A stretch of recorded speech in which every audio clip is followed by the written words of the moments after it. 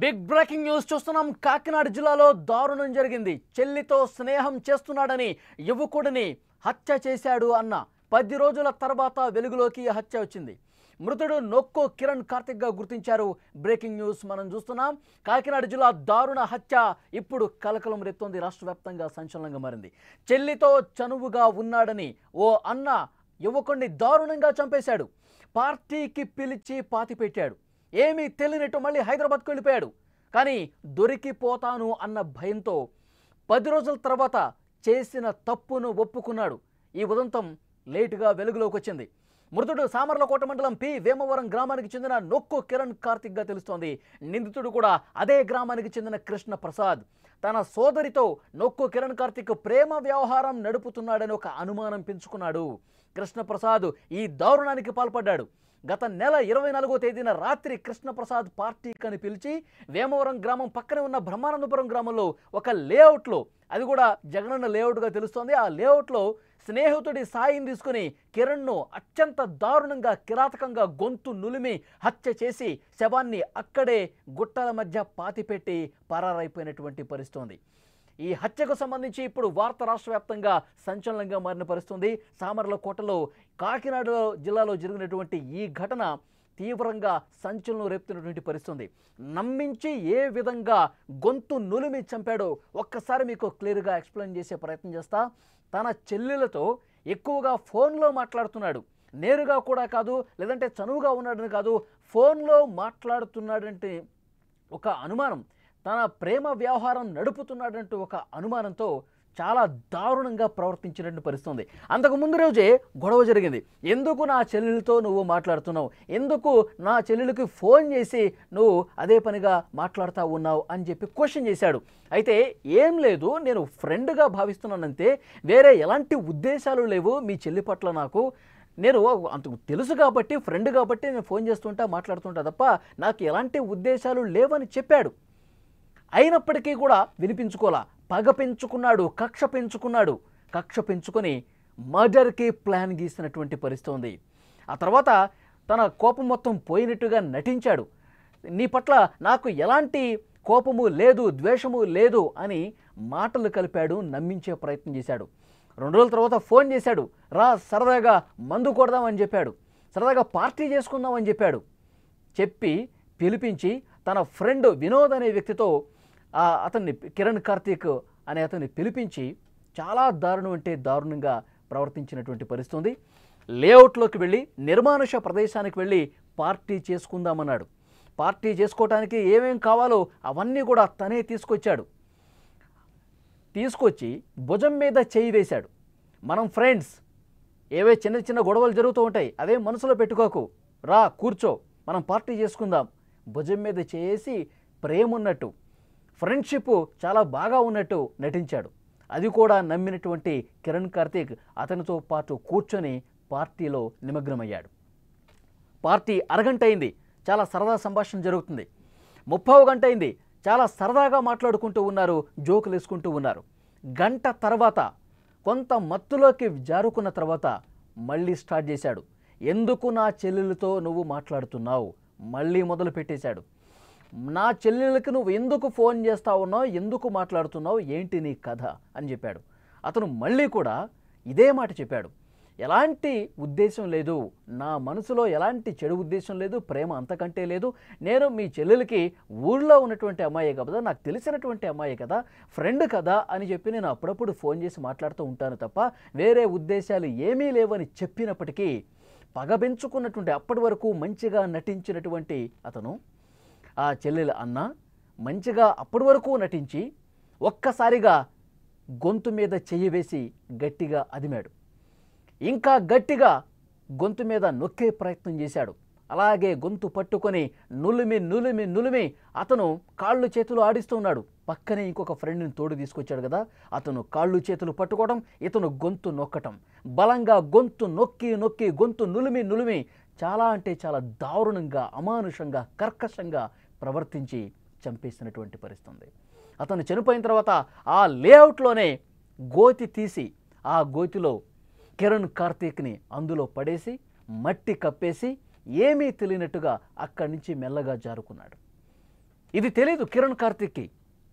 Friends అయిపోయారు కదా, మళ్ళీ నా మనసులో ఏమీ లేదు, పార్టీ చేసుకుందాం అన్నాడు కదా, వెళదాం, సరదాగా సంభాషిద్దాం, మాట్లాడదాం, కలిసి కూర్చుందాం, మళ్ళీ ఫ్రెండ్స్ అయిపోదాం అనుకున్నాడు.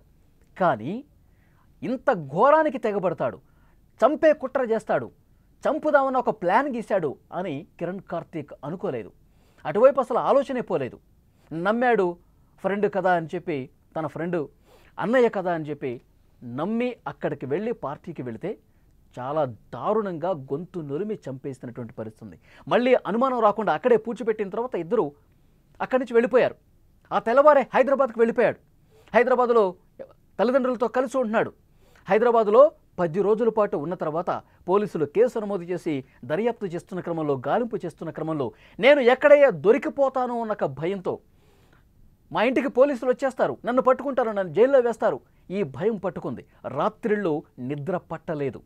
వెంటనే అతను వీఆర్ఓ దగ్గరికి వచ్చాడు. స్థానిక అధికారులకి కలిసి సమాచారం ఇచ్చాడు. కిరణ్ కార్తిక్ని నేనే చంపేశాను, నా చెల్లెలతో అతను తరచుగా ఫోన్ మాట్లాడుతూ ఉన్నాడు, నా చెల్లెలతో చనువుగా ఉంటా ఉన్నాడు, నాకు ఇది నచ్చలేదు, అందుకే అతన్ని చంపేశాను, పలానా ప్రదేశంలో పూడ్చిపెట్టాను, రండి చూపిస్తాను అంటూ అతను అధికారులకు చెప్తే వీఆర్ఓ, తహసీల్దార్ ఇద్దరు పోలీసులకు సమాచారం ఇచ్చారు. మిస్సింగ్ కేసుగా అప్పటి వరకు నమోదు చేశారు. మృతుడు కిరణ్ కార్తిక్ తండ్రి కాళ్ళరిగేలా, చెప్పులరిగేలా తిరుగుతానే ఉన్నాడు, నా కొడుకు ఏమైపోయాడు అంటూ. నా కొడుకుని నేను అంతకు ముందు రోజు ఒకసారి మందలించాను, అది మనసులో పెట్టుకుని ఇంటి నుంచి వెళ్ళిపోయాడా, నా కొడుకు ఎక్కడున్నాడో వెతికి పెట్టండి సార్ అంటూ పోలీసుల్ని ఆశ్రయించాడు. కనపడిపోయేసరికి పోలీసులు 10 రోజులుగా వెతుకుతూనే ఉన్నారు. ఇప్పుడు ఈ విషయం తెలిసేసరికి ఇద్దరు అత్యంత దారుణంగా తన కన్న కొడుకుని చంపేశారు అన్న వార్త తెలిసి ఆ తండ్రి కన్నీటి పర్యంతమవుతున్నాడు. ఆ గ్రామంలో విషాద ఛాయలను అలుముకున్నాయి. ఆ మృతుడి తండ్రి బాధ మాటల్లో చెప్పలేని పరిస్థితుంది. నమ్మించి ఫ్రెండ్షిప్ పేరుతో నటించి గొంతు నులిమి చంపారు అన్న వార్త తెలిసి ఆ తండ్రి ఒక్కసారిగా కుప్పకూలిపోయినటువంటి పరిస్థితి ఉంది. ఘటనా స్థలానికి పోలీసులు చేరుకున్నారు, అధికారులు చేరుకున్నారు. ఎక్కడైతే కిరణ్ కార్తిక్ని నేను చంపేశానో ఇక్కడే పూడ్చిపెట్టాను అని ఆ ప్రదేశాన్ని కూడా చూపించారు. ఆ ప్రదేశంలో తవ్వారు. 10 రోజులు అయ్యేసరికి మృతదేహం పూర్తిగా కుళ్ళిపోయినటువంటి పరిస్థితి ఉంది. మృతదేహాన్ని స్పాట్లోనే పోస్ట్ మార్టం చేసి ఆ మృతదేహాన్ని అక్కడే పోస్ట్ మార్టం చేసి ఆ కుటుంబానికి అప్పగించినటువంటి పరిస్థితి ఉంది. ఆ తండ్రి ఒకటే చెప్తా ఉన్నాడు, నా కొడుకుని చాలా దారుణంగా గొంతు నులిమేసి, ఒకడు కాళ్ళు చేతులు పట్టుకుంటాడు, ఇంకొకడు గొంతు మీద చేపెట్టి చాలా బలంగా నొక్కి నొక్కి నులిమి చంపేశారు నా కొడుకుని. వాళ్ళని వదలొద్దు సార్, వాళ్ళిద్దరిని కఠినంగా శిక్షించండి, వాళ్ళని జైల్లో వేయటం కాదు, వాళ్ళని అత్యంత దారుణంగా శిక్షించాలి అని ఆ తండ్రి మాట్లాడుతూ ఉన్నాడు. ఆ తండ్రి ఆవేదన మాటల్లో చెప్పలేం. అంత దారుణమైనటువంటి ప్రవర్తన ఇద్దరు ఫ్రెండ్స్ కలిసి చేశారు. ఇప్పుడు కాకినాడ జిల్లాలో ఈ ఘటన సంచలనం రేపుతోంది. ఆ గ్రామంలో పూర్తిగా విషాద ఛాయలు అలుముకున్నటువంటి పరిస్థితి. ఆ తండ్రి ఏమన్నాడు కూడా ఒక్కసారి విందాం మనం. ఫోన్ చేసినా సరే శిక్ష అయిపోతుంది, సరే నా మీద కానీ కోపించడేమో, పడుకున్నాడు, అవలగినట్టు పొద్దుటొస్తా నెత్తుకుంటే వీళ్ళిద్దరు కూడా పొద్దుట వాళ్ళ ఇంట్లో తిరుగుతున్నారు. వాళ్ళకు కూడా వేరే వాళ్ళు అడిగారు, ఎరా కనపడ్డా అని అడిగారు, అది కూడా చెప్పలేదు సార్. మీరు ఏదైనా సరే వాళ్ళతో పాటు ఎవరైతే ఉన్నారో వాళ్ళ అన్నయ్య ఆడు కూడా ఆడికి సపోర్ట్ చేశాడు. ఎందుకంటే పొద్దుట వాళ్ళ ఇంట్లో ఉన్నప్పుడు వాళ్ళ ఇంటికి చెప్పకుండా ఉంటాడా వాళ్ళ పెద్దనాన్న గారు అబ్బాయి. వీళ్ళందరూ ఎవరైతే తప్పు చేశారో వాళ్ళందరికీ ఖచ్చితంగా శిక్ష పడాలి సార్. మీకు ఎప్పుడు తెలిసింది? మీకు తెలిసిందా దీని మీద అనుమానం వచ్చింది? మాకు అసలు అనుమానం ఏమీ రాలేదు సార్. వాళ్ళ మీద అనుమానం ఉంటే నేను తర్వాత రోజే పెడతాను పోలీస్ స్టేషన్ లో. నేను ఇంకా నా కొడుకు పోయాడు, నేను ఎక్కడో ఉన్నాడు, నేను పని కోసం తిట్టాను, దానికోసంగా నిలిపోయాడేమో నేను ఎత్తుక్కుంటూ ఉన్నాను. ఈ రోజు వరకు స్టిల్ ఈ రోజు వరకు నేను ఎత్తుక్కుంటూ ఉన్నాను. పొద్దుట చెప్పేదాకా నాకు తెలియదు. 10:30 ఫోన్ చేసినా సరే శిక్ష అయిపోతుంది, సరే నా మీద కానీ కోపించడేమో, పడుకున్నాడు, అవలగినట్టు పొద్దుటొస్తా నెత్తుకుంటే వీళ్ళిద్దరు కూడా పొద్దుట వాళ్ళ ఇంట్లో తిరుగుతున్నారు. వాళ్ళకు కూడా వేరే వాళ్ళు అడిగారు, ఎరా కనపడ్డా అని అడిగారు, అది కూడా చెప్పలేదు సార్. మీరు ఏదైనా సరే వాళ్ళతో పాటు ఎవరైతే ఉన్నారో వాళ్ళ అన్నయ్య ఆడు కూడా ఆడికి సపోర్ట్ చేశాడు. ఎందుకంటే పొద్దుట వాళ్ళ ఇంట్లో ఉన్నప్పుడు వాళ్ళ ఇంటికి చెప్పకుండా ఉంటాడా వాళ్ళ పెద్దనాన్న గారు అబ్బాయి. వీళ్ళందరూ ఎవరైతే తప్పు చేశారో వాళ్ళందరికీ ఖచ్చితంగా శిక్ష పడాలి సార్. మీకు ఎప్పుడు తెలిసింది? మీకు తెలిసిందా దీని మీద అనుమానం వచ్చింది? మాకు అసలు అనుమానం ఏమీ రాలేదు సార్. వాళ్ళ మీద అనుమానం ఉంటే నేను తర్వాత రోజే పెడతాను పోలీస్ స్టేషన్ లో. నేను ఇంకా నా కొడుకు పోయాడు, నేను ఎక్కడో ఉన్నాడు, నేను పని కోసం తిట్టాను, దానికోసంగా నిలిపోయాడేమో నేను ఎత్తుక్కుంటూ ఉన్నాను. ఈ రోజు వరకు స్టిల్ ఈ రోజు వరకు నేను ఎత్తుక్కుంటూ ఉన్నాను పొద్దుట. అదే తండ్రి చాలా బాధతో చెప్తా ఉన్నాడు, నేను ఎవరైతే ఈ దారుణానికి పాల్పడ్డారో వాళ్ళు కనిపించినప్పుడు కూడా అడిగాను, ఎక్కడన్నా కనిపించాడా, అంతకు ముందు రోజు మీరు మాట్లాడుకుంటున్న నేను చూశాను, మీ ఇంటి దగ్గర కూడా కనిపించాడు, మీరు అతనికి సంబంధించిన సమాచారం ఏదైనా ఉంటే చెప్పండి, నా కొడుకు ఇప్పుడు కనిపించకుండా పోయాడు, నా మీద ఏమన్నా అలిగాడా, ఊరు వదిలిపెట్టి వెళ్ళిపోయాడా, ఈ సమాచారం ఏమన్నా మీ దగ్గర ఏమైనా ఉందా అని అడిగితే మాకేమీ తెలియదు, మాకు అసలు ఎలాంటి సంబంధం లేదని చెప్పి వాళ్ళు నన్ను తప్పించుకుని వెళ్ళిపోయారు. కానీ జరిగిన దారుణం ఇప్పుడు తెలిసిన తర్వాత వాళ్ళు ఇంత దుర్మార్గంగా ప్రవర్తించారన్న విషయం ఇప్పుడు నాకు తెలిసి చాలా అంటే చాలా ఆవేదనగా ఆ తండ్రి మాటలను బట్టి మనకు అర్థమవుతోంది. చాలా అమానుషంగా ఆ ఇద్దరు ప్రవర్తించారు. తన చెల్లితో కేవలం ఫోన్లో మాట్లాడుతున్నాడు అన్న ఒక్క కారణంతో అనుమానం పెంచుకొని తన చెల్లెలతో ప్రేమ వ్యవహారం నడిపిస్తున్నాడు అని అనుమానమే, కేవలం అనుమానం అంటే అనుమానం పెంచుకొని ఆ చెల్లెల అన్న కిరణ్ కార్తిక్ అనే వ్యక్తిని అత్యంత దారుణంగా ఫ్రెండ్షిప్ పేరుతో మన ఇద్దరం ఇప్పుడు ఫ్రెండ్స్ అయిపోయాం, దా పార్టీ చేసుకుందాం అని పిలిచి గొంతు నిలిమి అత్యంత కిరాతకంగా చంపేసినటువంటి పరిస్థితి ఉంది. ఈ కేసుకు సంబంధించి పోలీస్ అధికారి కూడా ఉన్నాడు, ఒక్కసారి విందాం. ఒక 5-6 పర్సన్స్కి నెంబర్ ఆఫ్ కాల్స్ చేసినట్టు వచ్చింది. అందులో అయితే వాళ్ళని ఎగ్జామ్ చేసిన కొంతమంది లేడీస్ ఉన్నారు, దానిలో వాళ్ళని కూడా వెళ్ళి పర్సనల్గా ఎగ్జామ్ చేసాం. దీనిలో భాగంగా ఎంక్వైరీ జరుగుతూ ఉండగా ఆ రోజు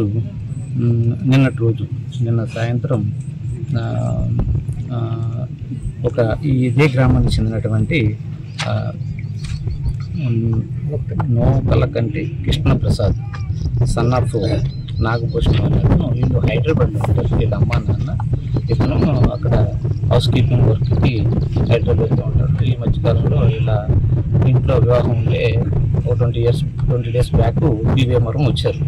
ఈ కృష్ణప్రసాద్కి ఇక్కడికి వచ్చినప్పుడు వాళ్ళ చెల్లితో ఎవరైతే మిస్ అయ్యారో అతను కిరణ్ కార్తీక్ ఫోన్లో మాట్లాడుతున్నాడని చెప్పేసి వాళ్ళిద్దరితో ఆవిడతో ఎక్కువ చనువుకుంటున్నాడని చెప్పేసి గమనించి వాళ్ళ చెల్లిని అడిగితే అతను కొంచెం కాల్స్ చేస్తున్నాడు, నేను వద్దని చెప్పినా అని వాళ్ళ చెల్లి చెప్పినట్టు. తర్వాత వాళ్ళ చెల్లిని మేము ఎంత కష్టపడి చదివించుకుంటున్నాం, అవన్నీ ఇంకా పాటు చేస్తాడేమో అని చెప్పేసి అనుమానంతో ఇంకా ఒకసారి చెప్పాడంట.